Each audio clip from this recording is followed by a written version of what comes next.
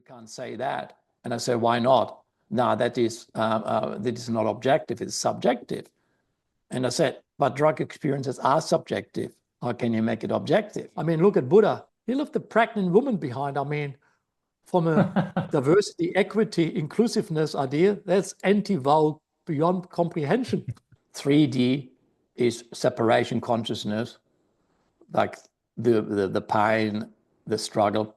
4D is the injunction point, which is referred to as the judgment, like letting go of judgment. And 5D referred as the unified field, where we go into an awareness where we're realizing we are all with one there is. So that's a technical description. So 5D is the dimension of peace, where we see both sides. But in order to go into that duality, I need to actually let go of my shadow energy first. And that shadow energy is why the 4D. So that means I go into a time process where I'm letting go of judgment. Because once I let go of judgment, I am in a different time zone. And that is now the new perspective that opens up. So going to no judgment is only possible because I've done a lot of groundwork and releasing my emotional body to a point where it's not interfering with my observation. I had a big day talking, just non-stop today. So many dramas. Really? Oh man, dramas everywhere. It's like, we probably get right into it because you probably most likely got a lot of questions, but it's pretty intense. Like in my 45 years, it's actually 46 years that I've been working with people. When I started 79, back in the day, after social pedagogics, working at a behavioral center for young migrants in Germany, trying to educate them and integrate them into society, all Turks and Greeks, and a couple of Slavians and very few Germans, kids, and all around 12 to 14, and then had to integrate them in the German structure that was on the way to collapse because of the terrorist activity back in the 70s.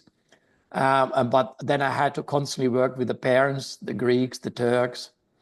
And back in the day, it was like a totally different world. It was like, not like what it's now, yes? And the issues were so simple.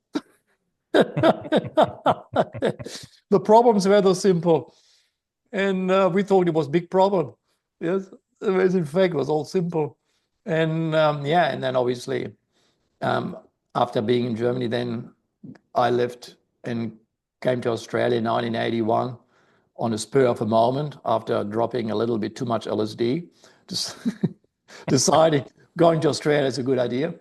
And then when I landed here, I'm trying to get my head around what I did. And I actually, the custom told me to go to Nimbin, and which once I arrived, made a lot of sense. So I lived for the first 9 months in Nimbin and was introduced to vegetarian lifestyle, I Ching readings, Chinese philosophy, the Tao, all that sort of stuff that became fundamental for me. And obviously smoking a bit of weed every now and then. And after 9 months of my apprenticeship in what is Chinese medicine, what is the Tao, what is vegetarian, what is actually internal alchemy, that's all that words I suddenly were confronted with. And they had some references to me, what I wanted to achieve with the altered states. But there was no work, so I went to the Snowy Mountains because I'm trained in ski instructing, and so I got a job as a ski instructor in Thredbo.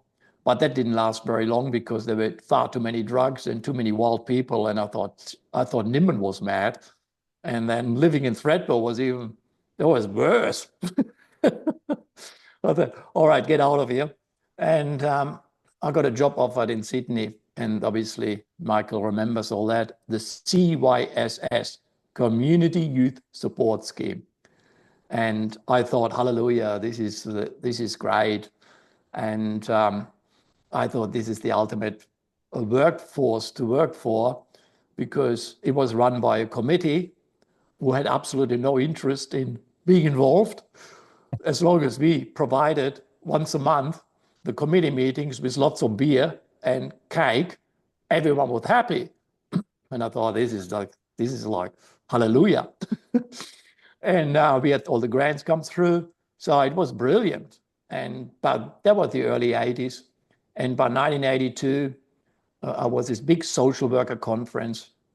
And there was a tutor from Melbourne University back in the day when it was in vogue. And he spoke about the Aquarian Conspiracy by Marilyn Ferguson. And that was that famous book that came out describing that there's a movement happening apart from the hippie movement, but that is actually metaphysical in its orientation, and it's aligned with the Theosophical Society, Alice Bailey, and the New Age, the fifth dimension. And I thought, wow, what is this? And social workers in those days were the first who received that information. And then, from then on, every time there was a gathering of us social workers, we only talk about that and forgot all the other sort of aspects of the work. And then in 1985, everything blew up. As we remember, back Sydney in those days was pretty corrupt, but it was very organized. And then it all blew up, and then it was not corrupt anymore, but very unorganized. So I learned then that the grassroots movement of control is still better than the government regulations. So anyway, I was one of those guys who had to who had to get out of town, and I head north, and that's what you do when you get away from things, because you had sort of like one foot a little bit too much in illegal activities, and so anyway, so I got into it, and what happened then is I came to Queensland, and just had to turn it off. So, and once I came to Queensland, I was introduced to a totally different lifestyle, and that was mid-80s. And that got me away from the Aquarian age, the fifth dimension, and all this incredible intellectual talk about the social workers idea, what the new age is about. And it got me face to face with a very simple community that and had very narrow views on how to structure a youth policy. And I couldn't make sense of that. I was cosmic in nature. I couldn't understand how a simplified version of life would apply to young kids. So I sought ways to get out of it, to break out of it. And that actually made me to meet my Kung Fu master, Tai Chi master. And that then got me into Chinese martial art. And I was totally hooked. And while I was doing the Chinese martial art, I learned about the Qi. I learned about these inner states of cultivation, the Nidan that I heard about in Nimbin, but never actually experienced directly. And that was profound. And that then led me to, I want to know more. And in the late 80s, 88, 89, I decided to say goodbye to Bundaberg, to Queensland, and I went to Brisbane to study Chinese medicine. And that's when everything came together.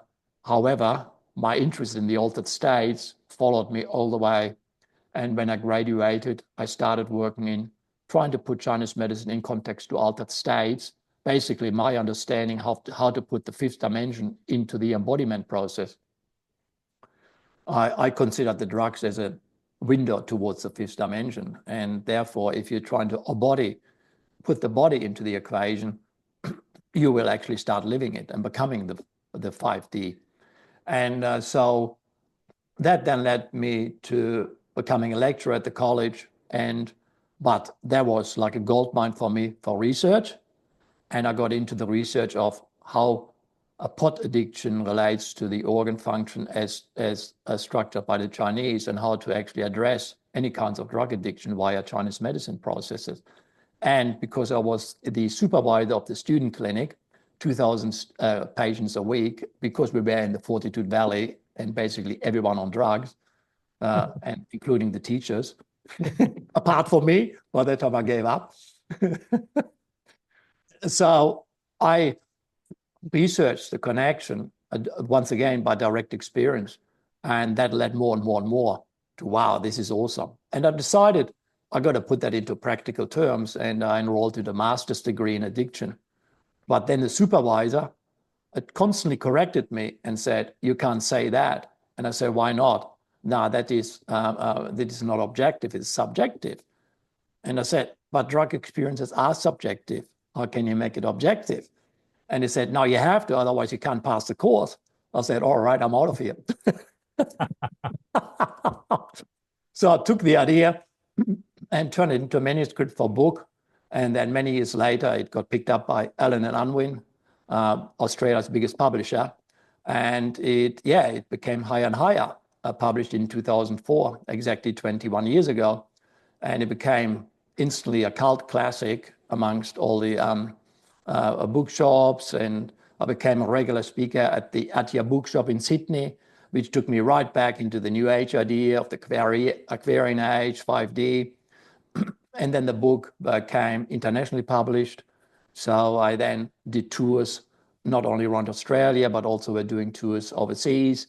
And Alan and Unwin then asked me to write the second book, which was Drug Repair That Works, which by that time I need to do first-hand experiences based on the research that is derived from Higher and Higher. So I got paid to do that. So I did that in Melbourne, which then led to that famous post-drug healing and training center that we all know about.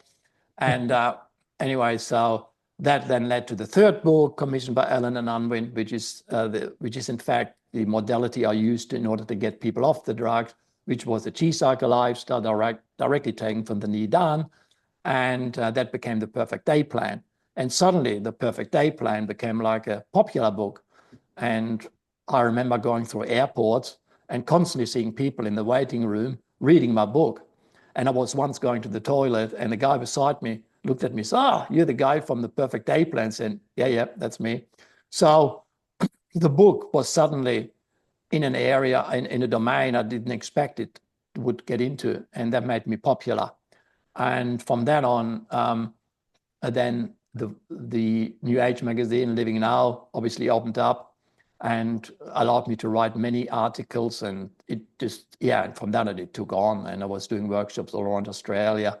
And I was doing all kind of talks and workshops at Rainbow Serpent festivals and like other Woodford festivals. And by mid 2015, it then moved into my new area by looking into the G cycle. And then the idea of the 5D came back again. So here we are, all the years later. I'm still in the idea of the 5D, still follow up on the hippie dream, but in a very embodied fashion. And here we are now trying to look at the new revolution that's hitting us, which is by many people referred to as the new human. And that we understanding that we are in a crossroad, or what they refer to as a bifurcation process, where there's a split in timelines, and that there's an old timeline and a new timeline now merging, but coexisting. And therefore we have like a descent into the old wire, which is referred to as 3D, and the ascent into the new, which is referred to as the 5D. So once again, we are at that massive separation and brink, which I experienced so well back in the day of the 70s, when we started smoking marijuana, dropping LSD, and suddenly split from society. And now we're back again, exactly the same. So it gets a very interesting ride ahead of us, I guess. Yep. So that's in a nutshell, pretty much like where I'm in terms of the fifth dimension. So did you call that process, did you say bifurcation process in the two timelines merging? Yes. So 3D to 5D. What's the, like 4D seems to be missing out. How does that all work? The technical description of 3D to 5D means 3D is separation consciousness, like the pain, the struggle. 4D is the injunction point, which is referred to as the judgment, like letting go of judgment. And 5D referred as the unified field, where we go into an awareness where we're realizing we are all with one there is. So that's a technical description. So in that regard, they're using the term dimension in order to have perspectives in place. But the idea of the 5D actually originated in the late 1800s by mathematicians in Germany who understood that consciousness acts on an axis. So as opposed to adding an axis to an existing dimension, therefore have a new dimension, they realized if you put consciousness expansion into it, you got a similar sort of outcome. And so it then was taken on by the Theosophical Society in the early 20s, and then by the revelation of the 60s, it became like more and more a part of the New Age movement. And then by 2000, it became a common term like 5D. So it basically refers to letting go of the restriction and separation and embracing a cosmic consciousness, if you want to call it, but more in the sense of moving from separation towards love. So instead of identifying with one aspect of life, to see both sides. So instead of being a Trump supporter or anti-Trump, I suddenly see both sides at once. Yeah, and that means I can't take sides. So if I can't take sides because I'm instinctively drawn to the global, I can't react because I only can react if I am pro-Trump and someone is anti-Trump and we clash. But if I see both sides, we can't clash. So 5D is the dimension of peace, where we see both sides. But in order to go into that duality, I need to actually let go of my shadow energy first. And that shadow energy is why the 4D. So that means I go into a time process where I'm letting go of judgment. Because once I let go of judgment, I am in a different time zone. And that is now the new perspective that opens up. So going to no judgment is only possible because I've done a lot of groundwork and releasing my emotional body to a point where it's not interfering with my observation. Yeah. Yeah. So it's that's a technical aspect. So it's good in words. And I remember that when it first became popular I think first time I heard about it really widely used was in 2022 in the podcast. Sarah Lünden, for example, she was one of the big channels of the collective and of the council, and she used the word 3D to 5D. So a lot of channels starting to use it, and a lot of people were suddenly rephrasing it. And it's a very catchy term. It makes a lot of sense, yeah, because we intuitively sort of sense it. But there is far more to the picture. And this is where it gets actually very interesting, because it's not just us making the choice to go from 3D to 5D. It's also forces acting on us that induce that shift into either 5D or 3D. And this is where the Tao, the internal alchemy, comes in. Why this is so groundbreaking, what we're going through now. Because what 5D is in that regard is like going from a carbon-based density to a crystalline arrangement. So we're going away from the dense physical body, the body of separation, into the crystal body or light body, where we all are one. We still are in form, obviously, but we're going lighter. And so that means we don't have that experience of separation, but the experience of oneness, which is what the channel says, best experience in lovemaking. So every time we have sex, we have an experience of this 5D light body immersion, because in that moment, no separation. So as opposed to in the beginning of the 3D, 5D speculation, it was via choice. We're now realizing that it's actually also a biochemical process that is actually occurring, and that there's a geomagnetic aspect also acting on us. And now, suddenly, the ancient Taoists come into the play and prove that all along they've been saying the same thing, that they were right all from the start. Obviously, where did the Taoists get the idea from? And this is like, in my view, having studied the Tao now for 35 years in depth, every day, I'd say it was channeled information from a source that's not from the planet Earth.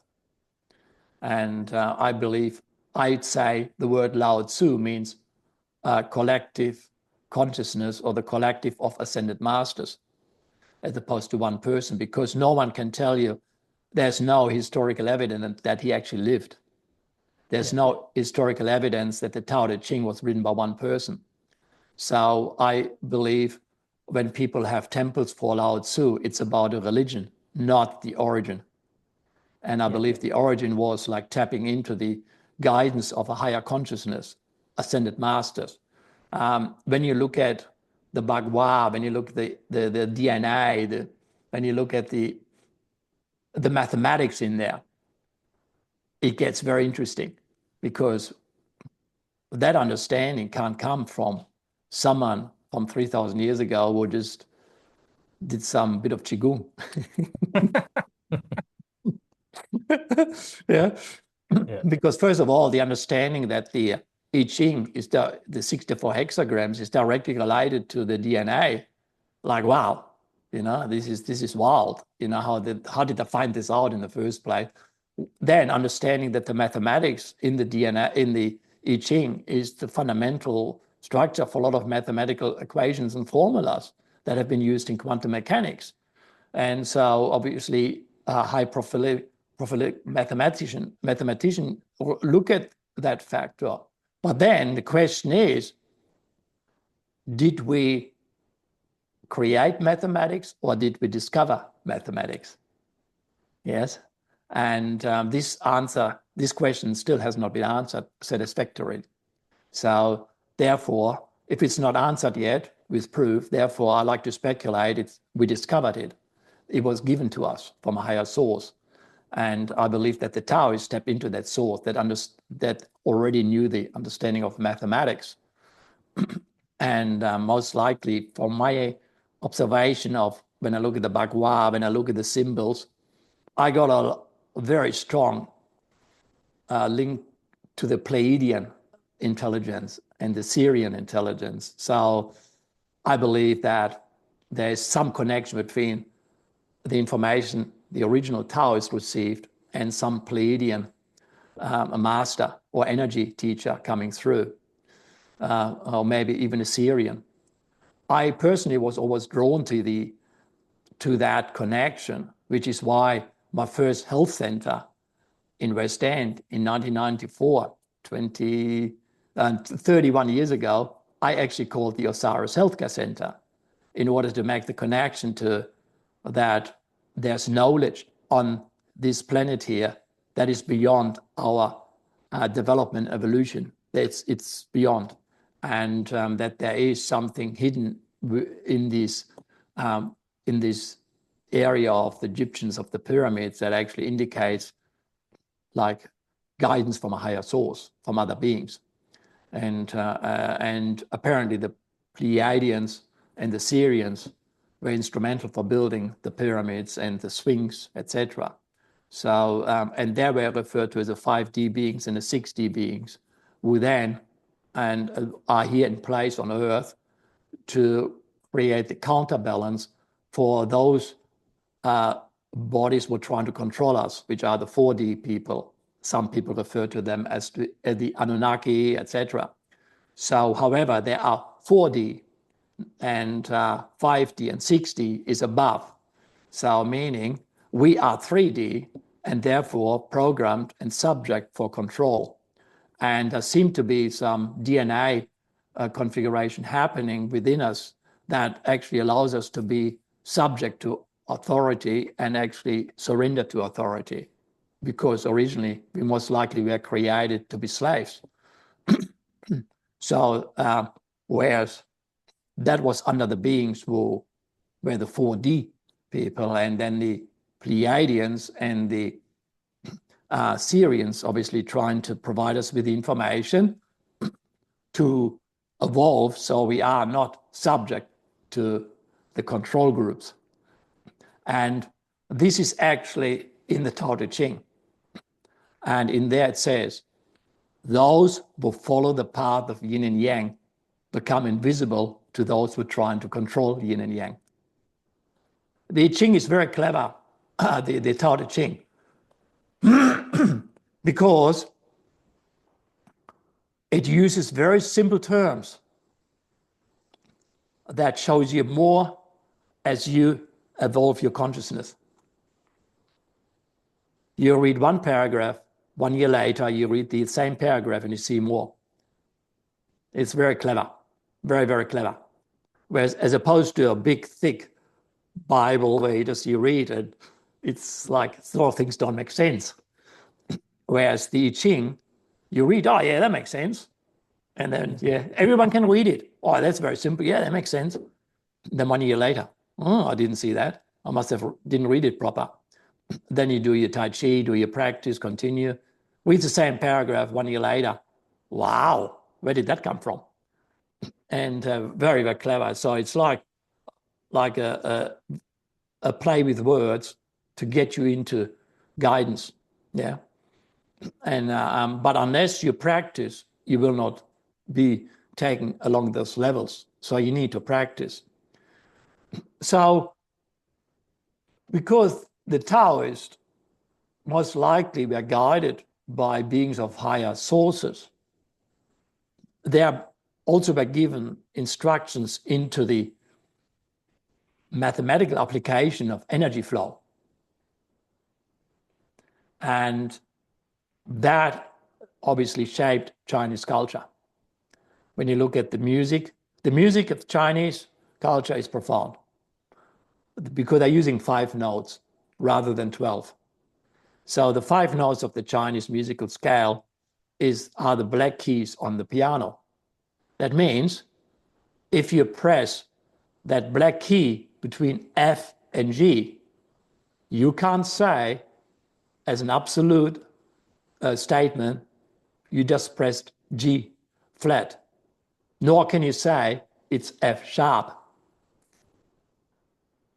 You have to decide. And the song gives you indication of what it could be. Is it a flat or is it a sharp? But then you can go really crazy and can make it a flat and a sharp at the same time. Yeah, like in jazz. Yeah. And then obviously hardly anyone wants to follow because it's a bit sort of like not melodic anymore. Yeah. But whereas ordinary pop music is only on the very few of the black keys, whereas the more complex you go, it's just black keys. And the Chinese musical scale is based on that. That means you are always on the edge and you decide to go to the next level because a musical chord triggers a certain configuration in our energy field that actually opens up like a portal into a dimensional. And then if you connect to it, it will actually allow information to come in. Yeah, so that's where chanting is coming in. And for example, Johann Sebastian Bach, he played primarily with that note between C and D, which is commonly referred to as C sharp in his interpretation, but not necessarily. So that means you're always on the edge, but it always moves you towards the next. Yes. And obviously everyone who does Tai Chi knows it never comes to an end. It's always on the edge. It's always like you start with F sharp and then you realize it's actually G flat, and then you go, no, it's A sharp, then it's A flat, and then you just like so it constantly moves you left and right, but you're always intention. Yes? Yes. And obviously that's instrumental. So what we know so far is that we can't talk ourselves into the new age. We can't use words to become the 5D or the new human because it requires attention field. So this is where the Taoist understood that long time ago, that whatever you put into words, it will never be the Tao. Yes?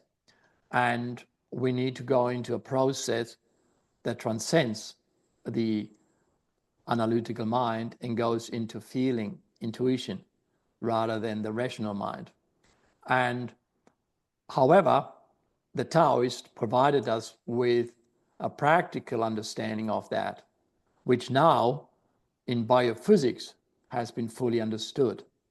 And this is now where energy medicine, as postulated by James Oschman, evolutionary biology, as postulated by Rupert Sheldrake, all is coming together now. Because what James Oschman discovered with his extensive research in physics, that the fascia is in fact piezoelectric arrangement. That means in our fascia, around the muscles, between the bones and tendons, is in fact an arrangement of crystals. And if compressed or stretched, it actually induces a flow, an electric current, and it flows. So that means there's a lot of crystals in our fascia.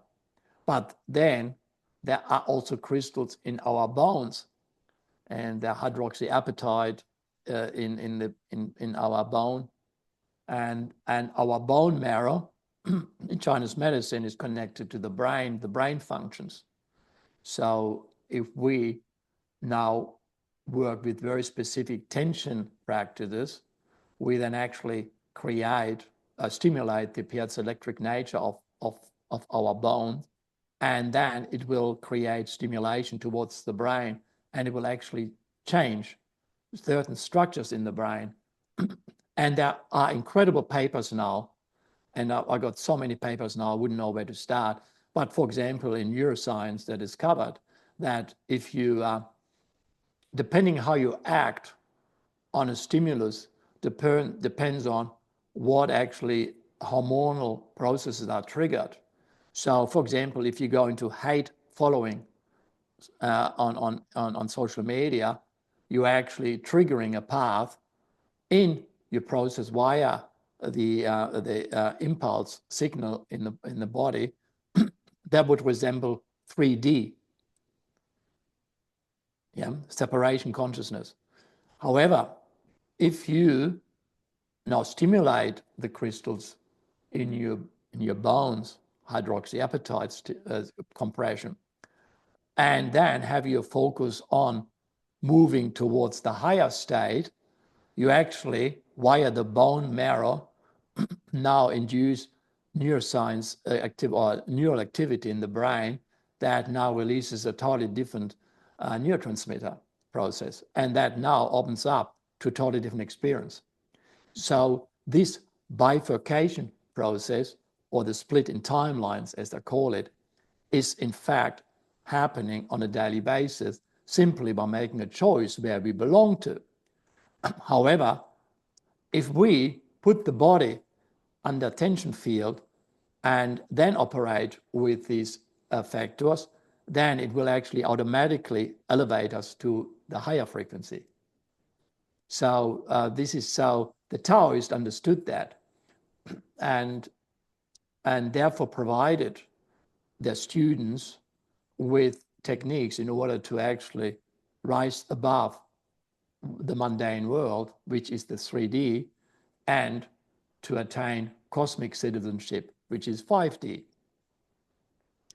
And back in the days, it was only selected people who had that opportunity, and they obviously knew we had to separate from society. We had to get away. And they moved to the mountains and they set up the monasteries there.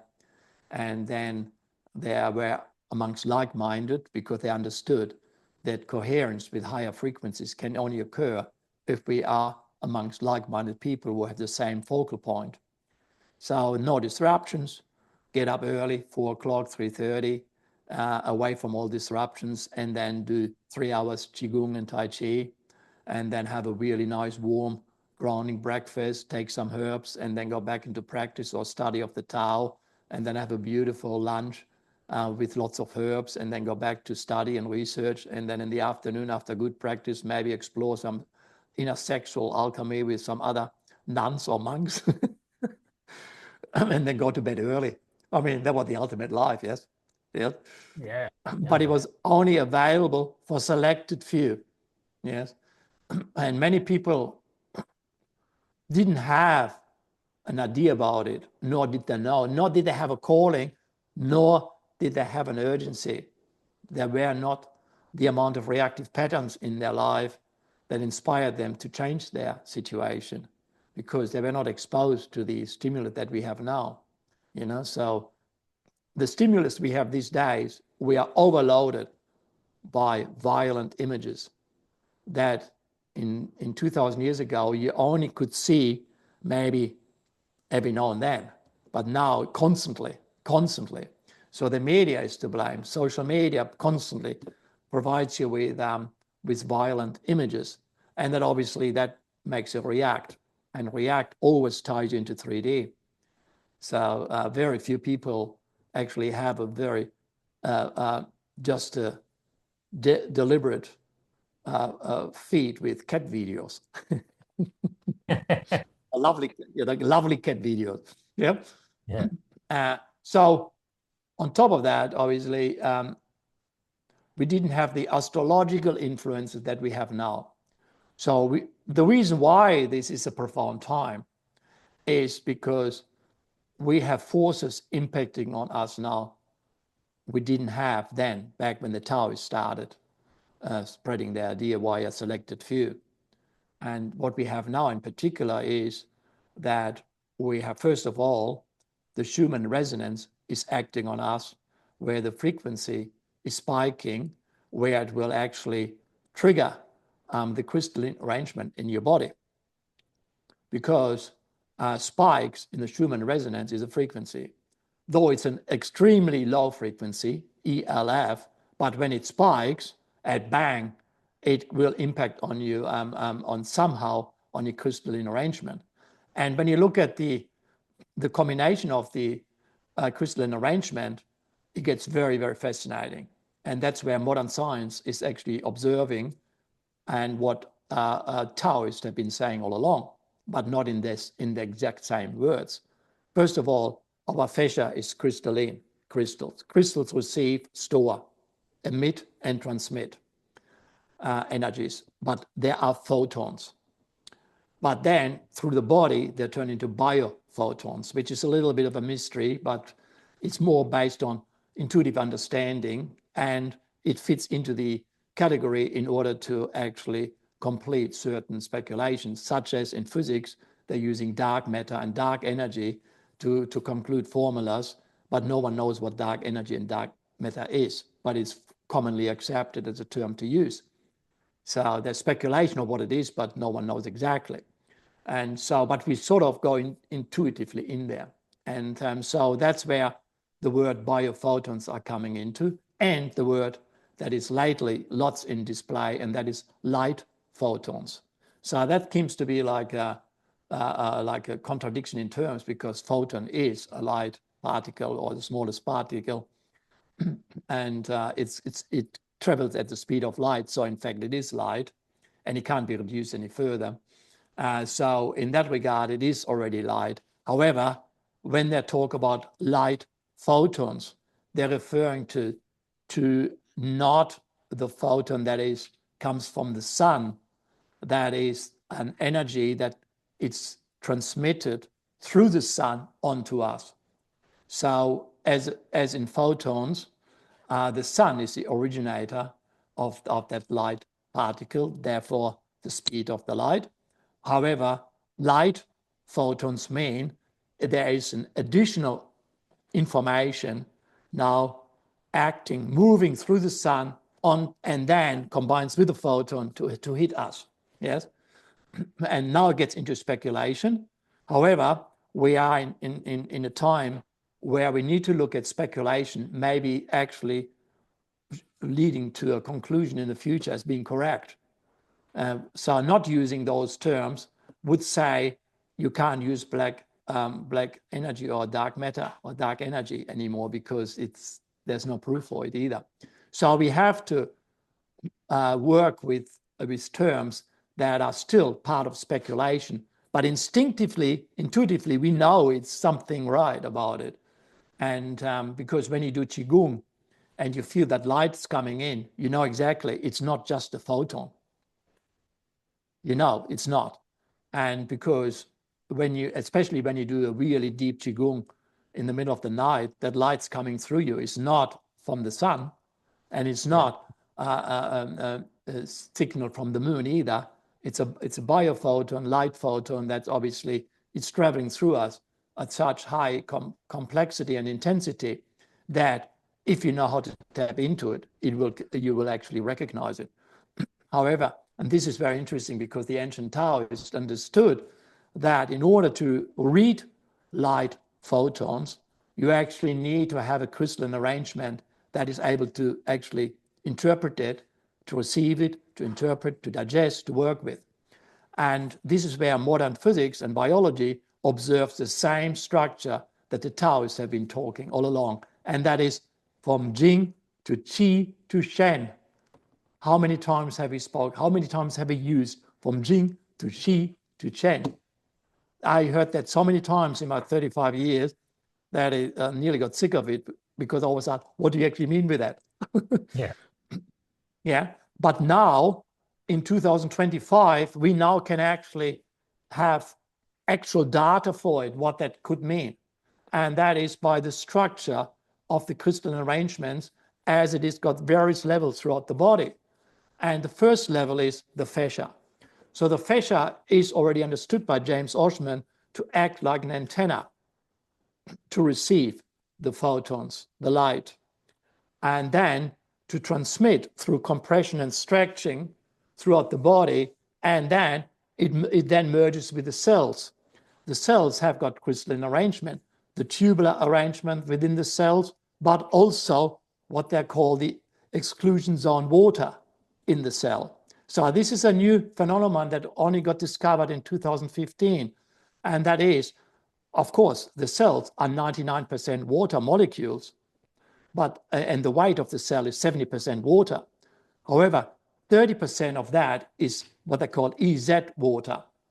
And exclusion zone water is water, if you put it on a hydrophilic surface, it actually arranges into a crystalline structure. And so our cells have the ability, the water contained in cells can turn crystalline via the exclusion zone water. So all that is TED Talks in 2015 and so on. It's just like, but no one made the connection till now how far is actually relating to the 5D body and what the Tao has been saying all along.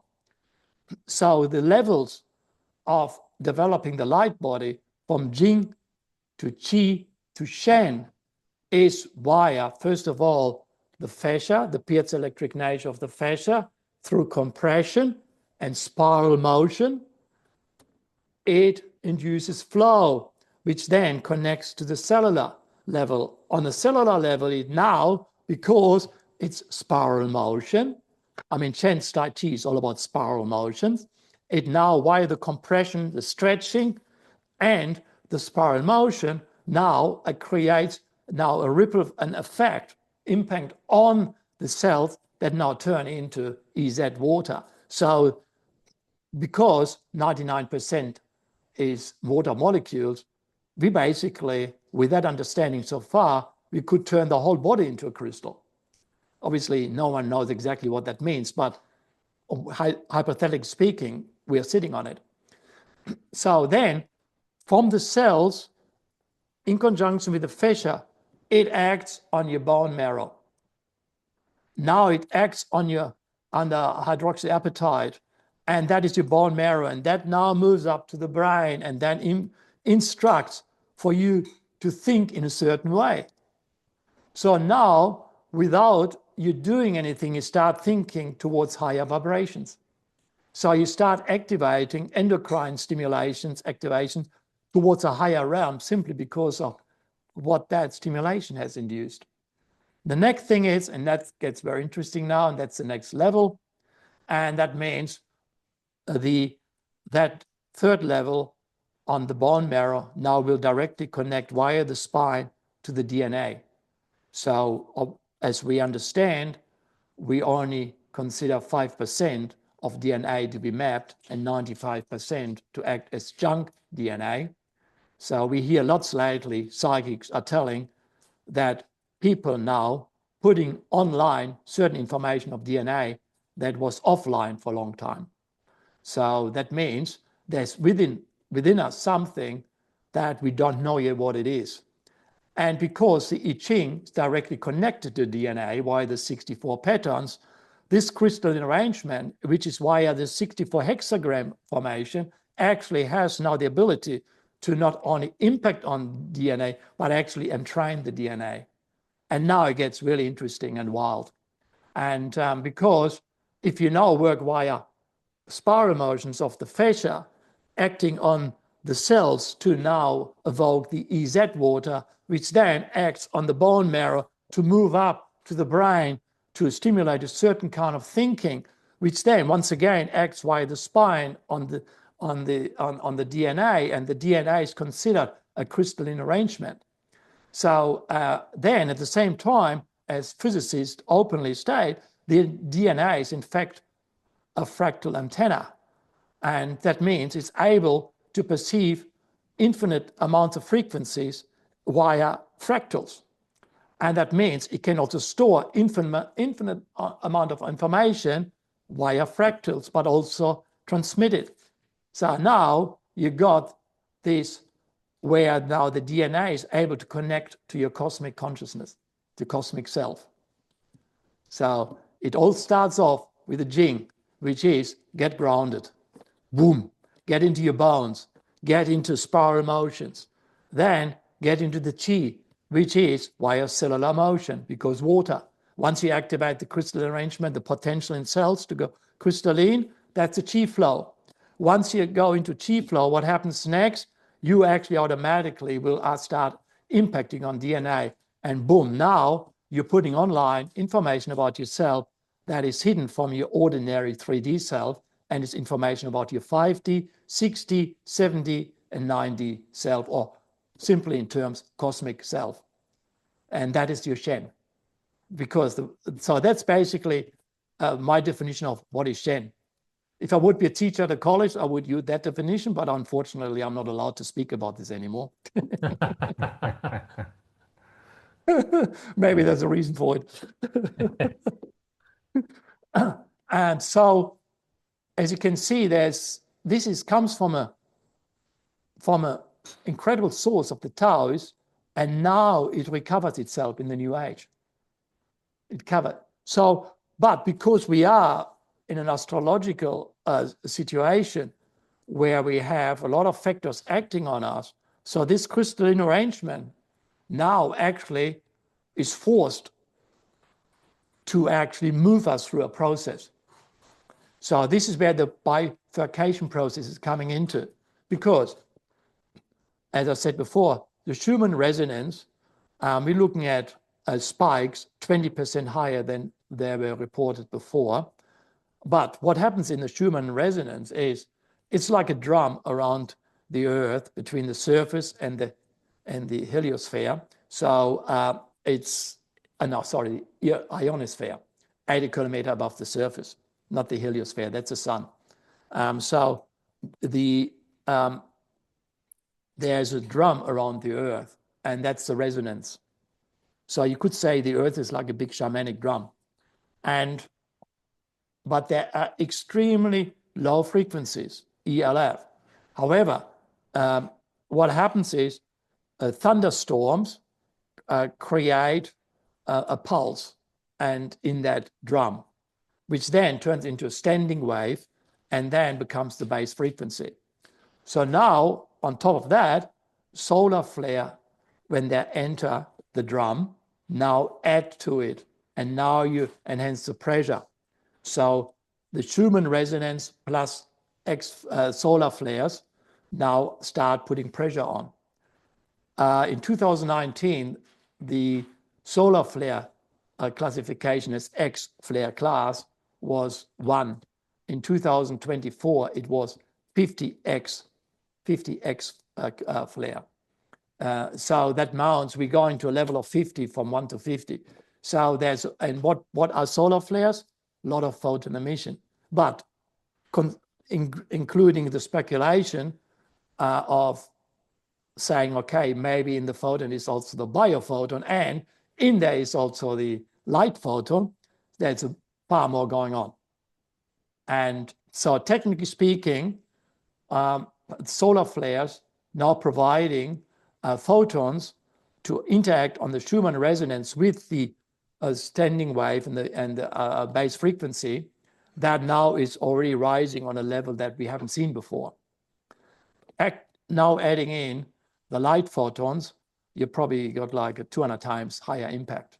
And I'd say we're talking this high level impact now. So now, as we are all part of the earth and our body is a crystalline arrangement between fascia, bones, cells, and DNA, and then we are in this big, massive resonance drum where there's now lots of pressure going on, it will act on those crystalline arrangements. And now it will actually put fire into the crystals. So now you've got the choice to either embrace it and then do the techniques that the Taoists have beautifully provided us with, and then learn Qigong, get body work, get acupuncture, get all these techniques, get the herbs. And then in order to integrate this influx of photon emission, then we will obviously rise up to a higher frequency. If we ignore that, it will now means the fascia is obstructed and it's not fluid, not flowing well. And that means now the energy enters by the crystalline arrangement, the body, but it's not moving. And now you got, boom, it can't move. And and because there's lots of fire behind it, we have that in Chinese medical terms called liver qi stagnation, generating liver yang rising. So that means we have got two options to go 5D and either go to Shen, that means to cosmic self, or we completely go have a fiesta of liver qi stagnation and liver yang rising and then go crazy on each other and fight everyone. Yeah. And so, and that's exactly what we see now. Yes. Yeah. So, yeah, lots of anger, lots of separation. Look at those fuckwits. Look at this guy. Look at that. Look at that. You know, look at him. Look at her. Hate following. It's completely insane.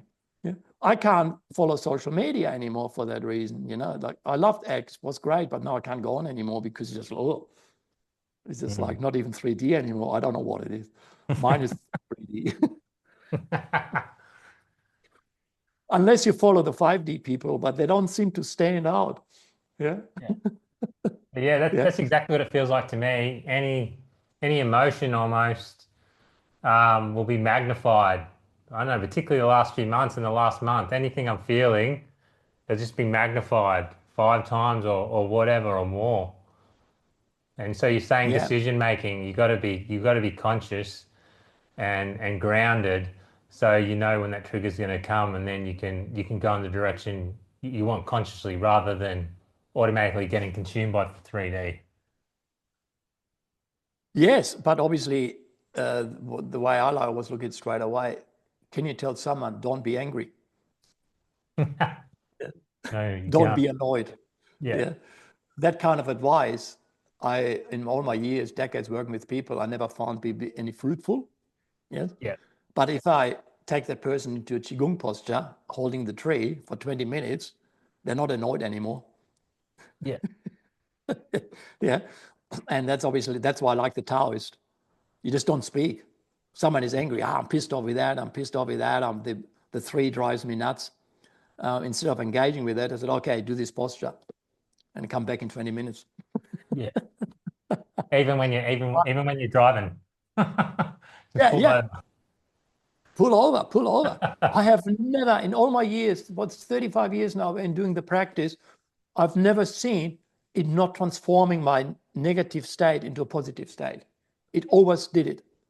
Yes.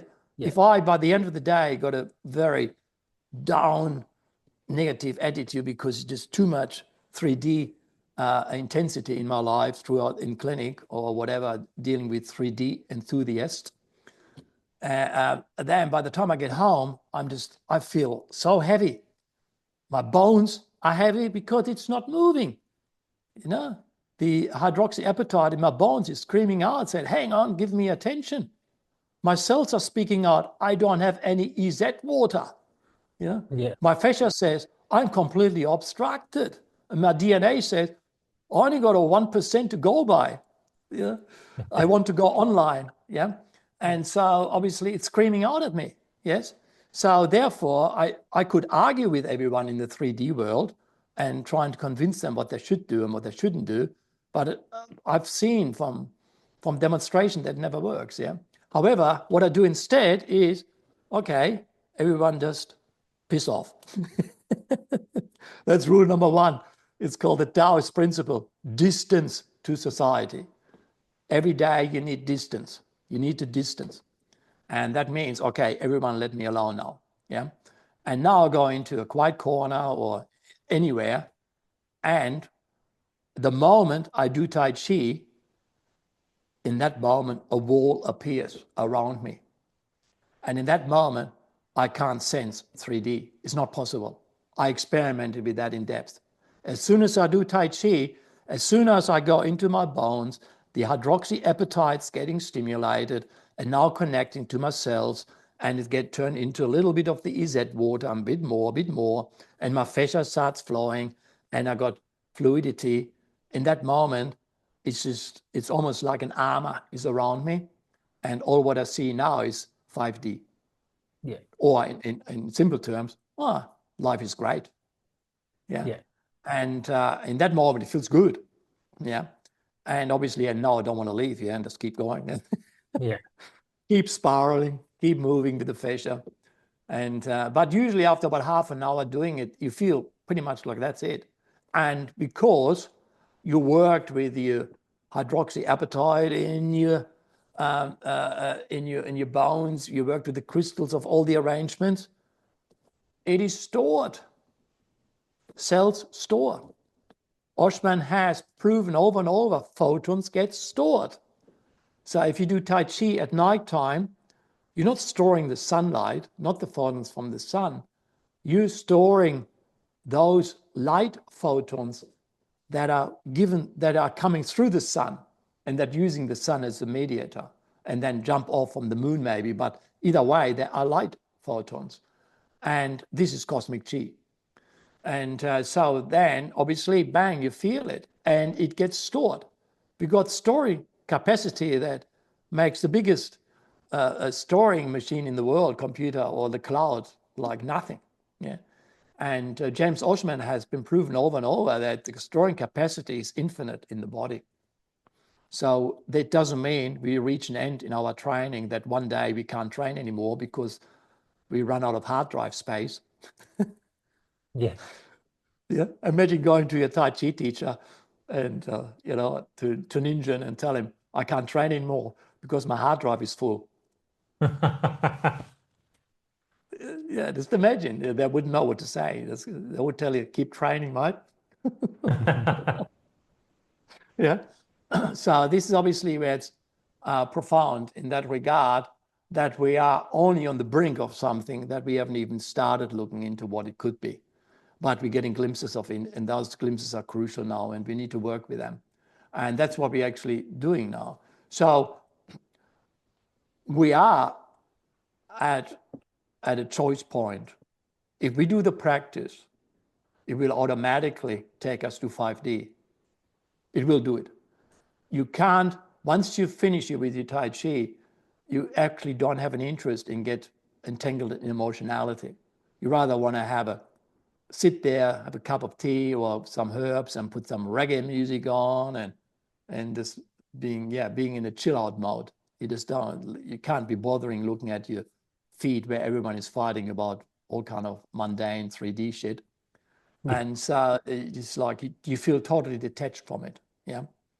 So then obviously that has an impact on you. And in the evenings, that impacts on your heart because you got your pericardium acting on you in that time. And that means it will actually now also store in the membrane around the heart, which is also crystalline arrangement. And that means it now will actually start harmonizing the heart and creating coherence with that cosmic field that you're connected to. So our heart is not only a receiver, but also a transmitter. That has been proven by HeartMath Institute and other consciousness movement exercises, that our heart is a transmitter and a receiver. And but it's regulated by the pericardium. And that is then regulated by the Senjiao, the water pathways. So the Senjiao is not openly discussed in colleges anymore because it's a mysterious organ function that no one knows what it is. Whereas once you get into EZ water and looking at the crystalline arrangement that water can create, suddenly you look at Senjiao from a totally different angle and realize, my God, this is deeply profound. Because we are primarily water. And Taoism, according to Alan Watts, is called the water causeway. So it's a flow of the water. And it's regulated by your Senjia, which are the three heaters. But they are directly related to Jing, Qi, and Shen. So the transformation you did throughout the day in terms of working with your 4 layers of your crystalline arrangement, that then leads to actually igniting or putting online your cosmic information or cosmic self, then by the evening, completely detached and distant from the 3D world, you're actually letting that information via the pericardium to act on your heart. And in the heart, then it will actually now convert all the blood vessels into good information, biophotons, light photons. And that means you suddenly feel love, you become love. So now you are the loving person without you intending to be loving. So as the Taoists say, the aim is to be good without wanting to be good. If you're intending to be good, the Taoists don't like that. It's like mental work. Everyone can say that. That's why good masters only like to refer to humor and talking rubbish shit. They don't like talking serious things. But when you're in their presence, you feel so deep, so infinite, that you know that person is got something. Yeah. And as you practice and live it, you automatically through these 4 layers of your crystalline arrangement, it will allow that information to become online, and you can see yourself as that. Yeah. So that's where pretty much like where it's heading. But then obviously the Senjiao triggers it, and then it moves it through all the other organs, the liver and the gallbladder, in order to not only clear out and detox the body, but also to provide the new information. And then when you wake up at lung time, you're obviously now connecting to the new light photon emission. And then now it's just the next spiral up. Yeah. So we live in profound times. It's up to us now how we practice, and it will take over. So therefore, Patabi Joyce was right when he said, do your practice and all is coming. Yeah. And so that's exactly how I see it. So the idea is to be exposed to that enormous influx of information about what the 5D is via all this incredible, intricate research via physics and biophysics and things like that. But then connecting it to the ancient Taoists, you can see, wow, we are on the brink of something awesome. Yeah. And then obviously when you look at the bigger picture, astrology says we are at the end of a 26-year thousand cycle. The cycle obviously never ends, but that point we're in right now has completed a certain process over 26,000 years. That means we are, via a spiral motion, able to move on to the next level. So this is another aspect why the bifurcation is coming in. And then obviously the Mayan calendars, they look at 4 of those cycles becoming one big cycle. And that is where the Pleiadians come into the play, because they agree with the Mayan, and the Mayan calendar said 2012 was the completion of the 4th 26,000 year cycle. And we're now entering the 5th cycle, the new Earth. And that is exactly 102,000 years ago. So because we are at that brink of moving up to a new level, the guidance from star beings is so present now, because the Pleiadians say in their channeling, we've been through this process where you are right now, exactly 100 and 2,000 years ago. So we want to guide you through this, how you actually jump on the upward spiral rather than with your consciousness going the downward spiral. So, and then the Syrians are obviously also on board. So, and that's why we're having so much ET presence now, or I call it star beings, you know, and I can feel them. Yeah, I can. I'm right into the Pleiadians. I went to my first channeling of the Pleiadians in 1992 by Barbara Marciniak, who came to Australia. She's one of the person who actually brought the Pleiadians via channeling to our world, to the Western world. And I saw her live in Brisbane, and there were only 30 people in the room. You know, obviously she became a huge name, and it was profound. And I knew in that moment, wow, she's on something. And I had all these biology books in my room one day, and my teacher, my master, Sri Bhai Sahib Ji, he came and visited me, and that was after that channeling. And there was a little book about the Pleiadians, and there was all the biology books and science books and Deepak Chopra. And I asked Sri Bhai Sahib, could you test what is the best book in this room for me? And he picked up immediately the book about the Pleiadians. He said, this is 100% truth. So, and then he said to me, okay, now we have to start. Yeah, obviously, yeah, the connection to them is a good idea because it gives you the bigger picture, but we need to also understand we are approximately 100,000 years behind them. So we have to do our groundwork, and we can't jump it. Yeah, so we do the groundwork, but the more we understand how to do it, the faster acceleration. And this is obviously what we go through now. There's an amazing acceleration happening out everywhere now, and because of that process. So we need to spread this information. Yeah, yeah. Yeah. So we likely see major changes within our lifetimes. Within our lifetime, we see those major changes in the next 2 years. I'm convinced. Yeah, I'm convinced. We can see that, like, for you guys, I mean, I'm 67 years old now, so I probably won't see the exact outcome that will be like in 2048, apparently, when the wheel shift starts. You know, I may hang around. If not, I'm going to observe it from the other side. Either way, it's going to be very entertaining. So I'm convinced that the next 2-3 years will be profound in change. I can sense it. I can feel it. Why?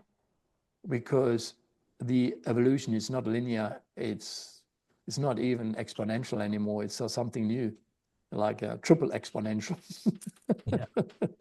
Like Moore's law on steroids, why algorithms and whatever. Yeah, because look at AI. Yeah, look at what's happening over the last 6 months. It was not even a year ago that I started with working with Claude, and I thought this is profound. And when I look at my prompt from 1 year ago, I said, my God, I thought it was amazing to what it's now. Yeah. But AI is pure intelligence. As one of the channels says, AI hasn't got an unconscious. It doesn't act on principles. So it doesn't see principles. It only has in high intelligence, and that intelligence gets more and more profound. However, we also understand from neuroscientists and AI technicians via mirror neurons that there's an interaction between AI and our neural network that allows evolution to take place as unseen before. However, and this is what I propose, is AI, we've got to look at the 3 intelligences, and that is artificial intelligence, biological intelligence, and cosmic intelligence. Biological intelligence is exactly those 4 crystalline arrangement levels I spoke about, which is Taoist. And cosmic intelligence is how the whole universe works. So if you dedicate yourself to cultivating biological intelligence and cosmic intelligence, and then you work with AI, you're creating a synergy that is new level. Yeah. I'm not saying merging, I'm saying co-working. I'm not saying to merge with AI, I'm saying to work with AI. Yeah. But if you don't build your biological intelligence via the processes outlined, AI is empty. Yeah. It's not real. Yeah. And but it allows me to structure intelligence on a level I can't comprehend before. So that's why we're moving into a future, and that is very quickly will shift. And I can really sense that the next 2 or 3 years won't be like looking back 2 or 3 years. Yes. In terms of progress, it will be more like looking back 100 years. Yeah, that's been just like when people went from a horse to a car. Yeah. Yeah. So so we can't obviously see what that means, and so there's different names for it that people all kind of apply to it. But the fact is, we are now at a level, and astrologers all over the world say that we can't actually see much forward because it's a split of the timelines. You determine via your lifestyle if you will be on the upward trajectory of that spiral, or if you go downward in your spiral. Of course, you have a totally different future then. Yeah. How we coexist then, I don't know. Let's talk about that in 2 years.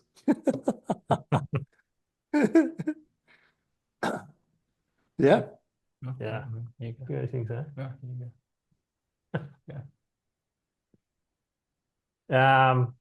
We had a question from our last podcast guest, Chris Radnich, like a bit of a thing we do where they ask a question for the next person, and he was asking about family conflict and whether it's a good thing to,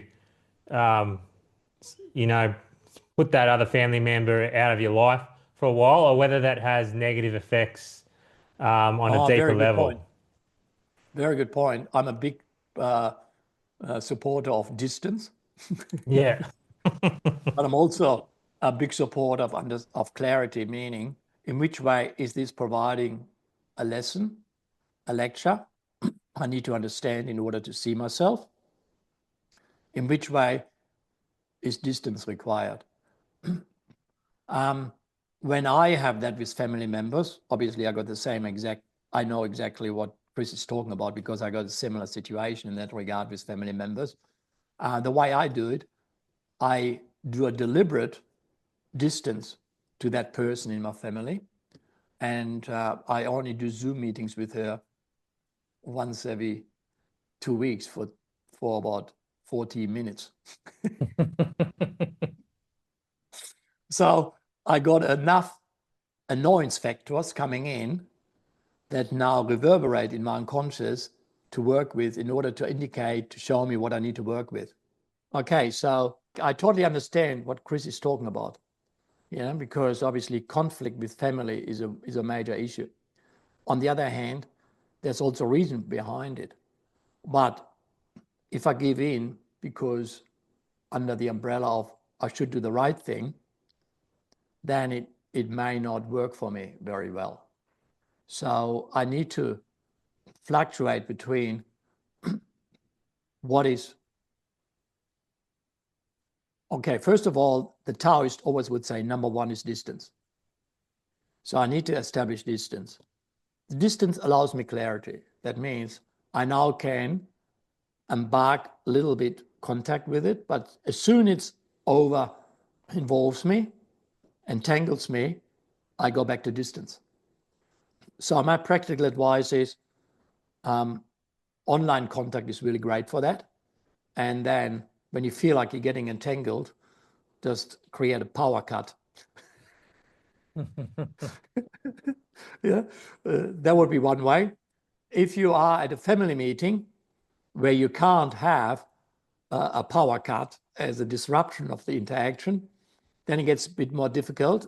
Then I probably would create an incident that you need to leave at a certain time. And you can get your best mate to call you. And then, oh, shit, I got emergency in clinic. So that's a good one. You can pay him $10 or give a free treatment as an exchange. Yeah. And so what you do, you text him, call me in 5 minutes. Yeah. Because he can feel the entanglement. Yeah. And then he calls you and you say, sorry, family member. And then, oh, bummer. I would love to stay longer, but I need to go. Yeah. I'm committed to my profession. It's a death and life situation. So then you're out. Yeah. So that would be one way. The fact is, without distance, I can't process the information that needs to be processed effectively, because distance allows me to have stillness and observation that otherwise, if I'm over engaged, I am too busy to get the meaning behind it.